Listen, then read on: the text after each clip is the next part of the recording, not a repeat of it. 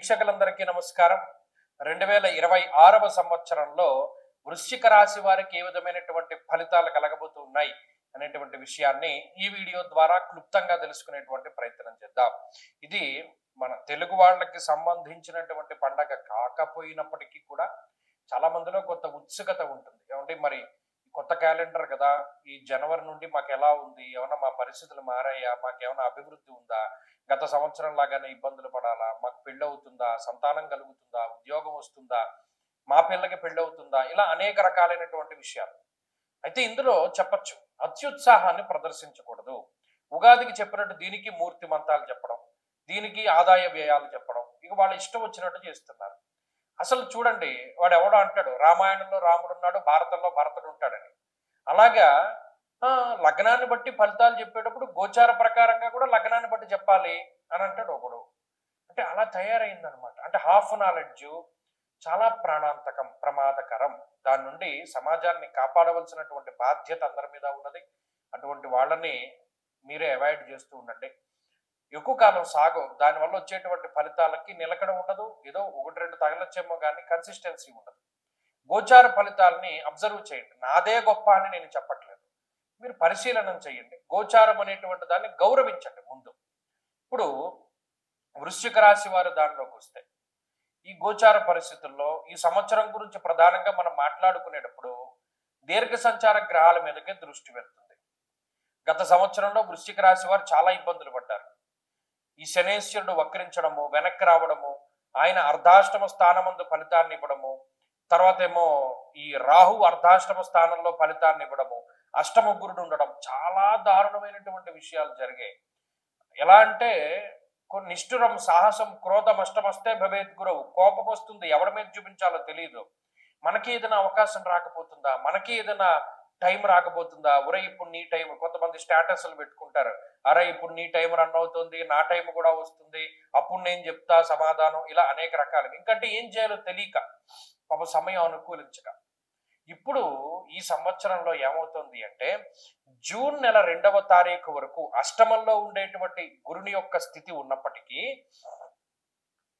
June 2 దాటాక గురుని యొక్క భాగ్యస్థాన స్థితి ఇది అక్టోబర్ 31 వరకు ఉంటుంది. ఇది గోల్డెన్ పీరియడ్. జూన్ 2 నుండి అక్టోబర్ 31 వరకు గోల్డెన్ పీరియడ్ వృశ్చిక రాశి వారికి. అది రాసి పెట్టుకుంటే ఏ మంచి జరిగినా అందులో జరుగుతుంది. ఈ సంవత్సరంలో మీకు పెళ్ళైనా, పిల్లలు పుట్టిన, ఉద్యోగంలో ప్రమోషన్ వచ్చిన, విదేశీయానం జరిగిన, ఫంక్షన్ జరిగిన, ఒక చిన్న చిన్న మంచి విషయం జరిగినా ఆ టైంలో పడడానికి ఎక్కువ అవకాశం ఉంటుంది. సరే, ఆ తర్వాత అక్టోబర్ 31 నుండి మరలా డిసెంబర్ 31 వరకు దశమంలోకి గురుడు వస్తారు. అది కంటక గురుడు కాబట్టి అది మళ్ళా అది వేరే రకమైనటువంటి వ్యవహారం, అది మనం మాట్లాడుకుందాం. ఇక ఈ సంవత్సరంలో అర్ధాష్టమ రాహు యొక్క దోషం పోతోంది వృశ్చిక రాశి వారికి. ఇది మంచి విషయం. కానీ ఎప్పుడు పోతోంది? డిసెంబర్ నెలలో పోతుంది. 2026 డిసెంబర్ నాటికి ఆయన తృతీయ స్థానంలోకి వస్తారు. సరే, ఏదో ఒకటి గ్రహం మారడం అనేటువంటిది కూడా ఒక ముఖ్యమైన విషయమే కాబట్టి, కానీ ఈ సంవత్సరం మొత్తం అర్ధాష్టమ రాహు ఫలితం ఉంటుంది. అది కూడా దృష్టిలో పెట్టుకోవాలి. ఇక శనేశ్వరుడు పంచమ స్థానమందు మిశ్రమమైనటువంటి ఫలదాత. ఆయన వల్ల పెద్ద ప్రయోజనం ఏం లేదు, అలానే అంత వ్యతిరేకత ఏమీ లేదు, సామాన్యంగా నడుస్తుంది.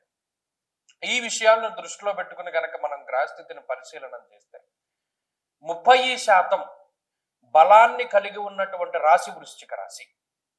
ఏమంటే 30 అంటే కనీసం పాస్ మార్క్ కూడా రాలేదు, మళ్ళీ ఈ సంవత్సరం అలాగే ఉందా అని కొంతమంది అడుగుతారు. కొంతమంది ఏం చేస్తారు, ఇంక ఈ వీడియో చూడడం వేస్ట్ రా బాబు, గ్రహాల గురించి చెప్తున్నాడు కానీ ఫలితాలు చెప్పట్లేదు అని చెప్పి ఒకడు మాట్లాడుతూ ఉంటారు. ఇక్కడ ప్రతిదీ క్షుణ్ణంగా పరిశీలన చేయండి. ఈ గ్రహస్థితిని తెలుసుకుంటేనే మీకు అర్థమైనా కాకపోయినా చూడండి, ఒక్కొక్క లెసన్లో మనకి ఫుల్ క్వశ్చన్ మనకు అర్థం కాకపోవచ్చు, కానీ దాంట్లో ఒక పాయింట్ అర్థమైనా అది ఒక బిట్ పేపర్లో బిట్ కింద వస్తే దాన్ని మనం రాయగలుగుతాం. ఏది కూడా ఇది ఉపయోగపడదు అని ఉండదు. కాబట్టి ఇది కూడా అంతే. కాబట్టి ఈ గ్రహస్థితి మీకు అర్థమైనా కాకపోయినా ఒకసారి వినే ప్రయత్నం చేయండి. ఇందులో 30% ఫలితాల్లో జాతకంలో ఉన్నటువంటి దశాంతర దశలు యోగిస్తే అది మీకు మంచి ఫలితాన్ని ఇస్తుంది. ఈ గోచార ఫలితాన్ని ఓవర్కమ్ చేసి జాతకం ఫలితాన్ని ఇస్తుంది. జాతకంలో అంత బలం లేదనుకోండి, మనం దీని మీదే ఆధారపడాలి. ఇందులో గురుబలం మీదే ఆధారపడాలి. మరి మిగతా గ్రహాలు ఏమీ లేవు కదా. సరే పోన్లే, బలం లేవండి. ఏ రకమైన ఫలితాలంటే అర్ధాష్టమ రాహు ఎంతసేపు కూడా బంధు భావంలో ఉన్నాడు కాబట్టి బంధువులతోటి విరోధాన్ని, విద్యలో ఆటంకాలని, ఉద్యోగంలో అసహనాన్ని, అసంతృప్తిని, అలాగే 4 కాళ్ల జంతువుల వల్ల ఇబ్బందుల్ని కలగజేస్తాడు. ఓవర్ కాన్ఫిడెన్స్ వల్ల దెబ్బతీసేటువంటి గ్రహాల్లో కూడా రాహు ప్రధానంగా ఉంటాడు. అలాగే పంచమంలో శనేశ్వరుడు. ఇక్కడ చతుర్థ పంచమ స్థానాలు రాహు శనుల యొక్క స్థితిగతులు వారిద్దరూ ఆక్యుపై చేయడం వల్ల కార్యహాని, మనస్తాప, జ్ఞాతి వ్యాజ్యకలాపహం అన్నారు. స్త్రీల వల్ల సమస్యలు ఏర్పడడానికి, అలాగే బుద్ధి చాంచల్యత, మన మైండ్ అంతా కూడా ఒక రకమైనటువంటి వ్యసనం అలవాటు పడిపోయిన వాడు ఎలా ఉంటాడు, ఆ టైంకి అలా వెళ్ళిపోతూ ఉంటుంది. ఎన్నిసార్లు డైవర్ట్ చేసుకున్నా మైండ్ అటువైపు వెళ్ళిపోతూ ఉంటుంది. దాన్ని కంట్రోల్ చేయలేకపోతారు మైండ్ని. ఆ వేవరింగ్ మెంటాలిటీ ఉంటుంది, లేదా స్థిరమైనటువంటి ఏకాగ్రత ఉండదు. ఇటువంటి విషయాలు ఎక్కువగా కనబడుతూ ఉంటాయి. అలాగే ఈ జూన్ 2వ తారీఖు వరకు ఉండేటువంటి పరిస్థితులు, అంటే ఈ సంవత్సరాన్ని 2 పార్ట్ల కింద విడగొడితే ఫస్ట్ పార్ట్ అసలు యోగించట్లేదు కాబట్టి దానిలోనే ఖర్చులు, దానిలోనే ఇబ్బందులు, దానిలోనే స్థాన చలనము, దానిలోనే శారీరక శ్రమ, ఇవన్నీ కూడా అందులో చాలా అధికంగా ఉంటాయి.